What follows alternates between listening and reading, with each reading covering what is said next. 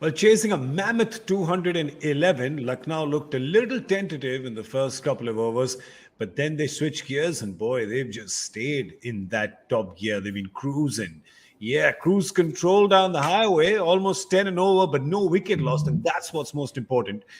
De Kock has completed his half century, and Rahul is at 40 not out of 25. Fair to say, Dooley, that they look like they're on course. Yeah, they're on course. It's still tough, though. I mean, it just, they're still going to go at 12 and over for the last 10 overs, which is not easy to do. Yeah. If these two guys, if Quinton de Kock and KL can get it to that 130 mark, even if it's 12 to 13 and over for the last 7, last 6, that is okay. Then all it takes then is a Deepak Huda, someone to come in, Evan Lewis or Manish Pandey, to get 25 off 8.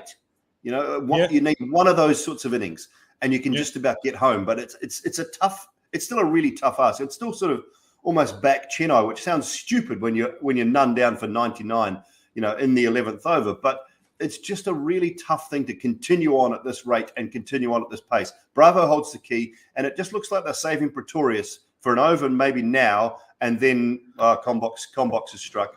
Comm Box has struck Pretorius into the tack. He's picked one up. But what I'm saying is he's going every time. Yeah, every time. First innings today, second innings yesterday, first innings. Wow. Jeez. Yeah, every time. But it looked like they were saving him. So really good captaincy and really good strategy, I think, from Chennai around the fact they're saving him for the back end. He's a specialist sort of death bowler, but they've given him one now, and he's done the job for them. Picked up. That's a terrific catch as well. Just looking out the corner of my eye. Yeah, by Raidu, I'm not doing any corner because I think that catch deserves full attention like this. So I'm giving it full attention. Great catch by Ambati Raidu. But what I was going to say while you were speaking before the wicket fell was that for Rahul and de Kock to get 50 in the next 5, so you leave 60 of the last 5 to the other batters. But there you go, almost a century stand, 99 for the first wicket. KL Rahul goes 40 of 26. But Quinton de Kock's really got to capitalize now because 50 of 35, it's okay. But if you're playing that innings and you got to get 211, you want to end up with a strike rate of 170, 180. Yeah, you do. And time will tell what they do now, whether they go right-hand-left combination, whether they leave Evan Lewis off at the moment and bring Manish Pandey in, whether they just send Lewis out and say, look, you've got to keep going here. But they do have to keep going. There's no point in sort of dying wondering, I suppose I should, for want of a better term. They've just got to keep going. And if Quinton de Kock's job is to get bat around that 160, 170 strike rate and bat through the innings, the other guys coming in, I mentioned it in the halftime break, the strike rates of 180, 190, 200 that Chennai had, that is exactly what Lucknow need now. And if they can do it, even if it's only 20 off 8 balls, 30 off 12 balls, 15 balls, that's the key. Not understanding Manish Pandey coming on now because this situation is tailor-made for Evan Lewis. Chennai played 2 left-handers in the middle at the same time. You have a shorter boundary which you can exploit. Just throw in Evan Lewis and say, geez, you've got 3 overs, change the game or come back. No worries. Yeah, and I just think all it can be is around the fact that Jadeja is there and Moeen is there. So they don't want to give one of those spinners the opportunity to bowl to 2 of the same sort of batsmen. They want to try and exploit one of those sides of the ground. So I agree with it in principle, but I also agree with your point as well. I think Evan Lewis is just such a great striker. Just say to him, get out there and see what you can do. Yeah, let's have a look at what the bowlers did for Chennai. The first couple of overs, Rahul and de Kock were having a look in.